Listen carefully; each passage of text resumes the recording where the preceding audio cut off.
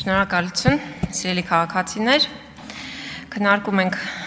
գլխավոր դատախազի տարեկան զեկույցը եւ մինչ իմ բուն ելույթին անդրադառնալը կուզեմ ափսոսանք, ցավ եւ տհաճություն արտահայտել 3 ազգային ժողովի այս ամբիոնում վարչապետի վարքագծի վերաբերյալ, որովհետև անկեղծորեն ես վատ եմ զգում, որ ես գտնվում եմ այն նույն սրահում, որտեղ Հայաստանի թիվ 1 բարձրաստիճան պաշտոնյան իրեն դրսևորում է այդպիսի վարքով։ Իհարկե ես դրա մասով համապատասխան իրավական գործընթացներ նախաձեռնել եմ արդեն եւ երկուշաբթի օրը համապատասխան կառույցները կստանան բոլոր դիմումները։ Տիկին դատախազ, անցած տարի ես այստեղ երբ որ ելույթ ունեցա եւ հայտարարեցի մի շարք կոռուպցիոն գործարքների մասին, ես ձեզ խնդրեցի այս 1 տարվա ընթացքում դուք դրանցով զբաղվեք եւ հաջորդ հաղորդման ժամանակ տեղեկացնեք, թե ինչ եք արել։ Ես ձեր հաղորդման ժամանակ անկեղծ ասած չտեսա այդ տեղեկությունները, չլսեցի եւ հիմա շարունակելու եմ դրանց մի մասի հիշեցումը եւ նաեւ նոր դրվագներ եմ Երևան բերելու։ Հիշեցում համար 1 2023 թվականի հուլիսի 31-ին Երևանի ավագանու ընտրություններին ընդառաջ իշխող քաղաքացիական պայմանագիրը դրա համահավաք արեց 996 նվիրատուներ 509 միլիոն դրամ ստացան կամ մոտ 1 միլիոն 250 հազար ԱՄՆ դոլար Մարդկանց անուններից փոխանցումներ արվեցին, որոնք որ հայտարարեցին, որ իրենք չեն արել այդ փոխանցումները, օրինակ Երեմյան Production-ի աշխատակիցները, որոնց տարեկան հասույթը չի բոլորում 2.5 միլիոնը, բայց ամեն մեկը 2.5 միլիոնի փոխանցումներ են արել ՔՊ-ի հաշվին։ Դուք այս հարցով ոչինչ չարեցիք տիկին դատախազ, համենայն դեպս ոչինչ չասացիք այդ մասին։ Եթե արել եք, կխնդրեմ ամփոփիչ ելույթի ժամանակ հայտարարեք, թե ինչ միջոցներ եք ձեռնարկել։ Հիշեցում 2 Մեկ տարի առաջ ձեր ուշադրությունը հրավիրեցի Հայաստանի ֆուտբոլի ֆեդերացիայի արկա խնդիրների մասին, որը բոլոր վերահսկողությունից դուրս է։ Դուք այսօր խոսում եք ֆուտբոլի ֆեդերացիայի այլ գործի մասին, ես կարծեցի, թե սրան էլ եք անդրադարձել, բայց ոչ։ Խոսքս 2021 թվականին կազմակերպված մրցույթի մասին է Աբովյան քաղաքի մարզադպրոցի նորոգման։ Այդ մրցույթը երբ որ հայտարարվել է, ընկերություններից մեկը առաջարկել է 50 միլիոն դրամով նորոգել Աբովյանի մարզադաշտը։ Ֆուտբոլի ֆեդերացիան հրաժարվել է եւ պայմանագիրը կնքել է մոտ 15 անգամ ավել արժեքով 783 միլիոն դրամով եւ այդ իհարկե ֆինանսավորել է UEFA-ն, բայց դա չի նշանակում, որ այդ գումարների հետևից դուք չպիտի գնաք։ Եվ ով է շահել մրցույթը Հայաստանի Հանրապետության կառավարության եւ ֆուտբոլի ֆեդերացիայի կապը ապահովող Հակոբ Սիմիդյանի ընկերոջ Անտարային կոմիտեի նախագահ Վլադիմիր Կիրակոսյանի հարևանը։ Մարդ, որը երբեք նախկինում այդպիսի խոշորածավալ շինարարության փորձ չի ունեցել։ Իդեպ հիշեցնեմ, այդ գերթանկարժեք նորոգված մարզադաշտում 2024 թվականի օգոստոսի 20-ին կայացած խաղի ժամանակ հոսանքազրկվեց նորակառույց, նորոգված մարզադաշտը։ Ինչ է կարել 1 տարվա ընթացքում, ես չհասկացա։ Հիշեցում 3 Տիկին դատախազ օրու մեջ համայնքային հողերի վերադարձի մասին եք ազդարարում, համայնքային սեփականության վերականգնման մասին եք խոսում, բայց ես չհասկացա դուք ինչ եք արել Ծաղկաձոր քաղաքում կառուցվող 40-50 միլիոն դոլար գնահատված համալիրի մեկնարկի մասին արված իմ հայտարարությունից հետո։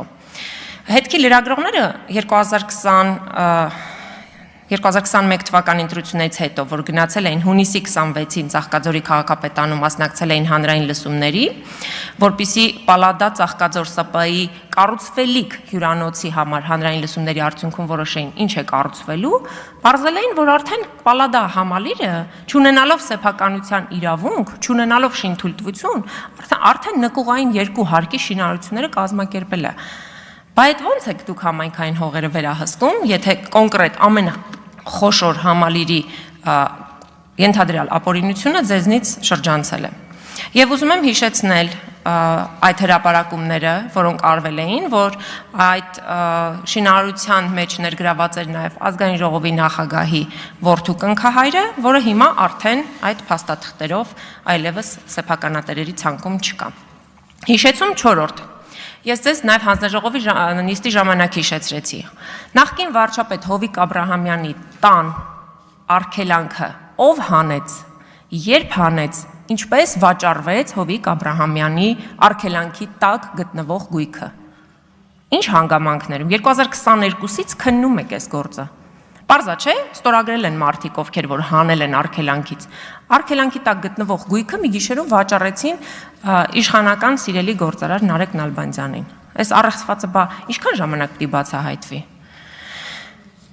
Հիմա արդեն ավելի նոր գործերի մասին, հանրային հաշվետվողականության մասին շատ է խոսում Նիկոլ Փաշինյանի թիմակիցները, մարդիկ, որոնք գալիս էին մերժելու թալանը, մերժելու բյուջետային մսխումները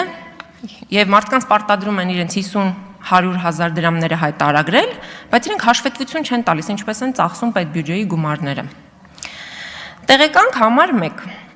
Ուզում եմ ասեմ, որ 1 ամբողջ օր ուսումնասիրել եմ ազգային ժողովի կայքը, տարբեր կայքերով, ընդ որում պետական մյուս ֆիննախ, պետեկամուտների կոմիտե,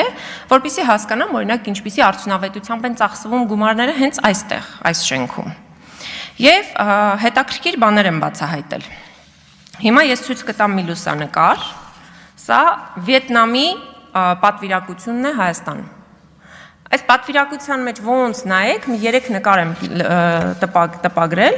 ոնց նայենք, 1 տասնյակից ավել մարդ չկա։ Ուրեմն նայում եմ Զվարթնոց միջազգային օդանավակայաններին, այս այցի առիթով ազգային ժողովը կազմակերպել է դիմավորում ուշադրություն 133 անձի համար։ Այդ մարդիկ, ովքեր որ եկել են, որևէ մեկը այս պաշտոնական պատվիրակության լուսանկարներում չկան։ Հա, 133 հոգի, հա։ Մի ընդհատեք, Տիկին Թովմասյանն է խոսում, բայց Տիկին Ես դրանք բարձրաձայնում եմ, որպեսզի բարձրվեն։ Տիկին Թովմասյան, այնուամենայնիվ իրոք շատ մեծ կազմով են մեր գործընկերները եկել, 100 աննախադեպ 131 թե 132 հոգի։ Բայց գործընկերները որտեղ էին այդ 133 հոգին, ոչ միտեղ։ Տիկին Թովմասյան, դուք, պարոն Եղան, լրացում, դուք եւ ձեր թերթը ժամը 1 ինձ եւ ազգային ժողովին հարցում եք ուղարկում, սկսած թե ինչի է աղմուկում գետը հարցից։ Հարցում ուղարկեք, բոլոր հարցերին պատասխանը ստանում եք։ Կարող եք Վիետնամի գործընկերներին մենք հնարել էինք։ Ես խնդրում եմ իմ ժամանակը վերականգնեք, որովհետև դուք խոխ։ Չեմ վերականգնում, բայց ես չեմ ընդհատի, վերջացրեք ձեր ելույթը։ Չէ, դուք ընդհատեցիք իմ ելույթը, դուք վերականգնեք, որովհետև ես շարունակում եմ իմ խոսքը, բայց ամենահետաքրքիրը այստեղ այդ պատմությունն էլ չի ավարտվում։ 133 հոգի եկել են, 144 հոգի գնացել են։ Ովքեր են ավելացել, ես տենց էլ չիմացա։ Այսինքն այս սրա մասին է խոսքը, որ հանրային հաշվետվողականություն չկա։ Ընդ որում այս փաստաթղթերը որևէ տեղ ազգային ժողովի որևէ հաշվետվության համար նախատեսված կայքերում չկան, ուղղակի տեղադրված չեն։ Բայց գտա նաև հետաքրքիր գնումներ, օրինակ մանկան խանութի սրահից, որ մանկան խանութ սրահից ազգային ժողովը պարբերաբար գնումներ է իրականացնում ազգային ժողովի կարիքների համար այդ վերնագրի ներքո, օրորոցային շնիկ խաղալիք, սեղան, սեղանի հավաքածու, խաղալիք տիկնիկ եւ այլ այսպիսի ազգային ժողովի կարիքների համար արված գնումներ։ Ու էլի չկա որևէ թափանցիկություն, այս գնումներում համար են արվում, որ երեխաներին են նվիրվում, ինչ առաջնահերթությամբ են դրանք տրվում այս կամ այն երեխային եւ ով է ընտրում։ Հաջորդը